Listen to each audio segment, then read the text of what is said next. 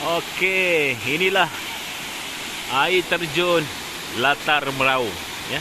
Latar Meraung Jerantut. Tu dia.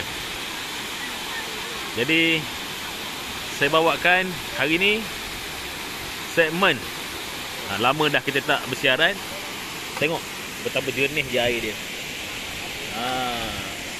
Ikan pun boleh nampak. Tengok. Inilah dia air terjun Latar Meraung.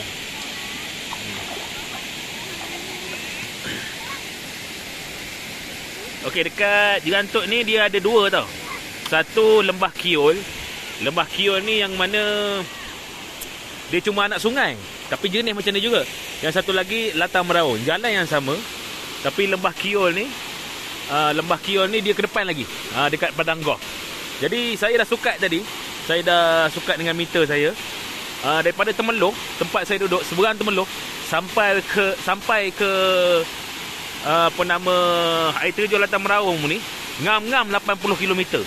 80 km sahaja, ya. Jadi air dia cuma batu di sini agak tajam sikit. Kalau boleh yang mana datang mandi tu gunakan selipar lah. Selipar apa yang macam pergi kat pantai tu kan. Selipar untuk mandi tu. Mandi apa? Air laut tu. Jadi saya sendiri pun pakai selipar, ya. Sebab agak sakit sikit lah. Batu dia kasar-kasar. Bukan pasir kat sini. Kalau pasir okey. Pasir cuma sikit sajalah. Jadi peratus pasir tu kurang. Jadi yang banyaknya apa nama tu, batu-batu kasar. Dia macam pancing juga, tapi dia kecil sikit daripada pancing. Lepas tu untuk pergi ke sini, kita terpaksa berjalan kaki lah. Seperti kat air terjun pancing, tapi tak silap saya air terjun pancing lebih jauh jalan kaki dia. Lebih kurang dalam 3 ke 400 meter lah untuk sampai ke air terjun ni. Tapi memang seronok, orang tak berapa ramai. Kemudahan salin pakaian pun ada, tempat salin pakaian saya tengok tadi. Kita terpaksa lalui apa? Nampak jambatan tu. Kena lalui jambatan tu dulu. Barulah sampai kemari. Jadi bawa anak-anak tak risau sebab tu budak-budak kecil main.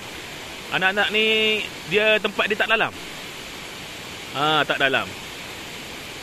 Memang sesuai lah untuk bawa keluarga. Kerana bawa BBQ tu okey juga, tapi kita kena apa orang kata tu kena angkut barang lah, susah. Jadi saya ni datang tadi kemari, saya packkan semua dalam polystyrene. Minum terus kat sini, makan kat sini terus. Tak payah bawa bekal apa yang banyak-banyak. Kita buat satu gos sekali je. Lauk, nasi semua masuk ke sekali dalam tu. Tengok anak-anak main. Air dia memang jernih. Air jernih. Budak-budak kecil boleh main. Untuk release tension memang sedap lah kat sini. Tadi ada satu keluarga buat BBQ. Tu kat atas tu, nampak tu? Tengah BBQ lah tu. Tengah BBQ. Dia ada kemudahan pondok-pondok, ya, untuk duduk. Tu pondok.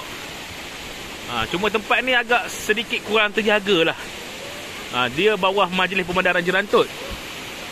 Pondok-pondok ni semua ada. Kalau sedikit lagi penjagaan, memang cantik. Ni dia view air terjun Latar Meraung. Jadi kita jumpa lagi di lain segmen. Saya akan bawakan tempat-tempat yang menarik untuk anda semua di channel DJ Carol, DJ Temeloh Pahang. Okey, kita jumpa lagi. Assalamualaikum.